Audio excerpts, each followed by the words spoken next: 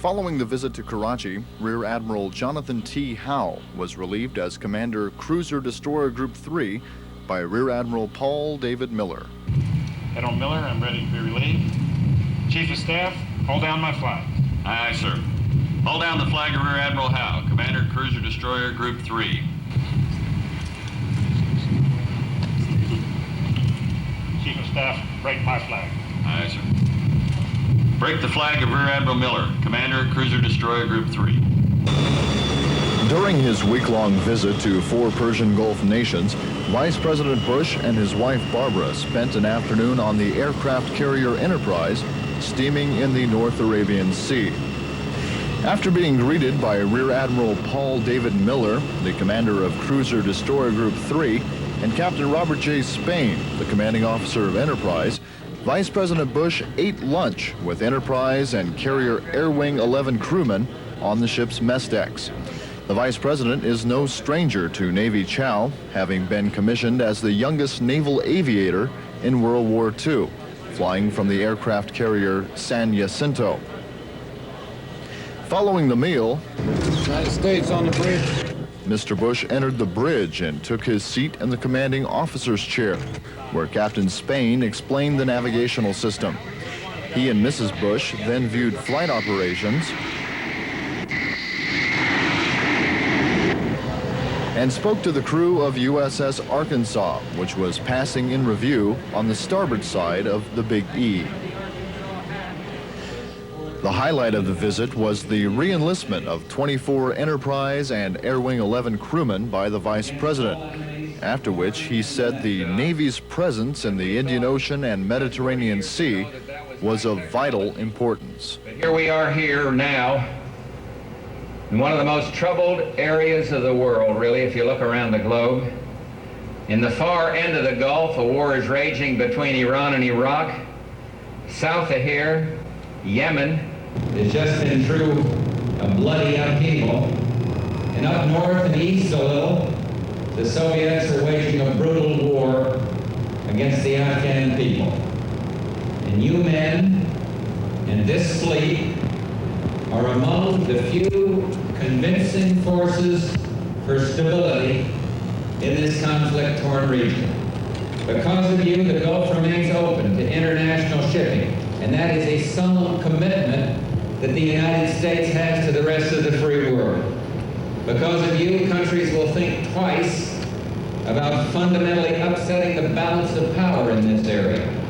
Because of you, some of the most important trade routes in the world remain secure.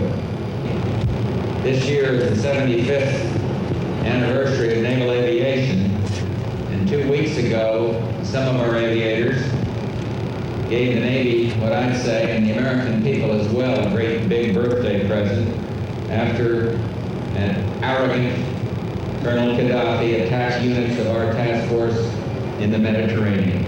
Nobody waited. Admiral Kelso nor the men didn't have to wait to ask questions.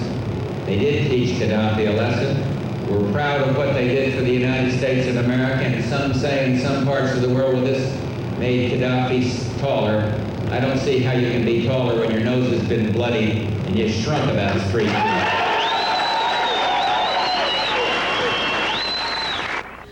At the conclusion of the ceremony, Vice President Bush again took to the cockpit, but this time it was in a jet-powered F-14 and not the propeller-driven Avenger that he flew in World War II.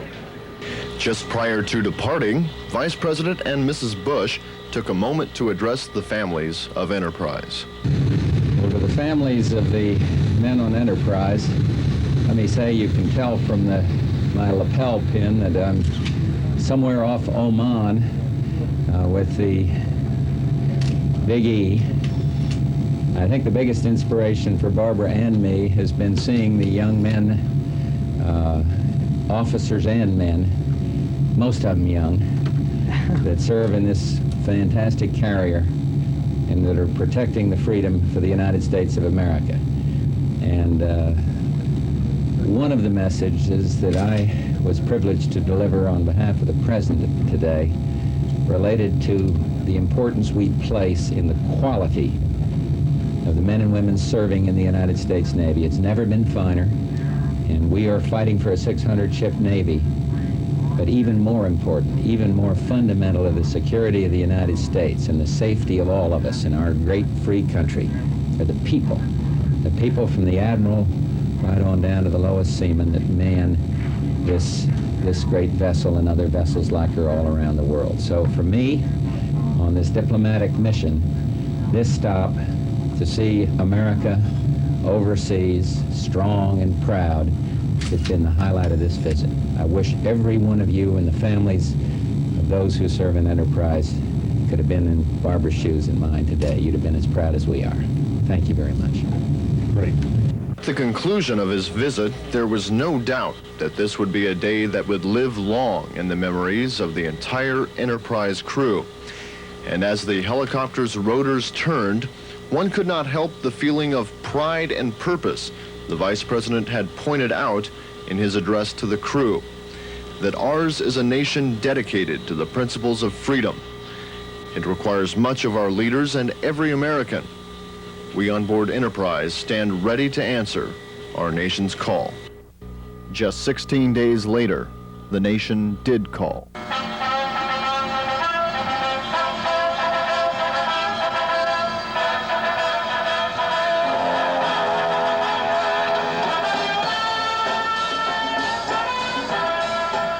This is the captain speaking. We have just received orders from higher authority to turn the ship around and proceed at best speed through the Suez Canal to relieve the USS Coral Sea on station off the Libyan coast. I'd like all hands to make preparations and ensure they're ready for any eventuality. That's all I have. Have a nice day. The Enterprise Battle Group was operating in the Indian Ocean April 25th when word was sent to proceed at best speed through the Red Sea and Suez Canal. The 12-hour voyage through the canal was a first in a number of ways. Enterprise and her 5 accompanying ships became the first nuclear-powered carrier battle group in history to transit the Suez. Enterprise also became the first 7th-fleet carrier to sail into the Med through the canal. At about the midway point of the battle group's transit through the 103-mile-long canal, a car sped alongside on a highway, stopped, and the occupants jumped out and unfurled an American flag to the cheers of Enterprise crewmen.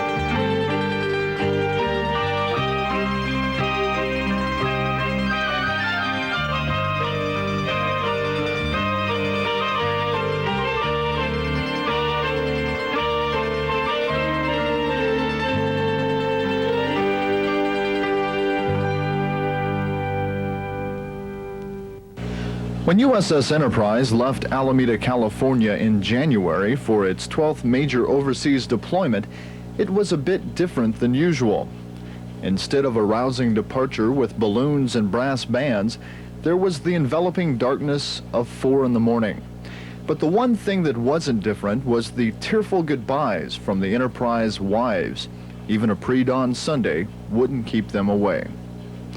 Navy spouses have a tough job. Some even say the toughest in the Navy. While their loved ones are hard at work overseas, they must manage the entire household, from paying the bills to problems with the car and taking care of the children. Navy spouses must be able to handle it all. To show their appreciation for all the work that goes into being a Navy spouse, Enterprise sailors got together on the flight deck while visiting Naples, Italy. The message speaks for itself. A lot of times, spouses, particularly wives, since we're on an aircraft carrier and there are no women assigned to the crew, wives play a vital and important part in the business that we do. We're deployed right now, of course, and the wife has all the responsibility at home of taking care of the bills, the car, which breaks down the day after deployment, and making sure that the children get to school, making sure that the children are taken care of. It certainly takes a load off my mind, I know, when I can be ready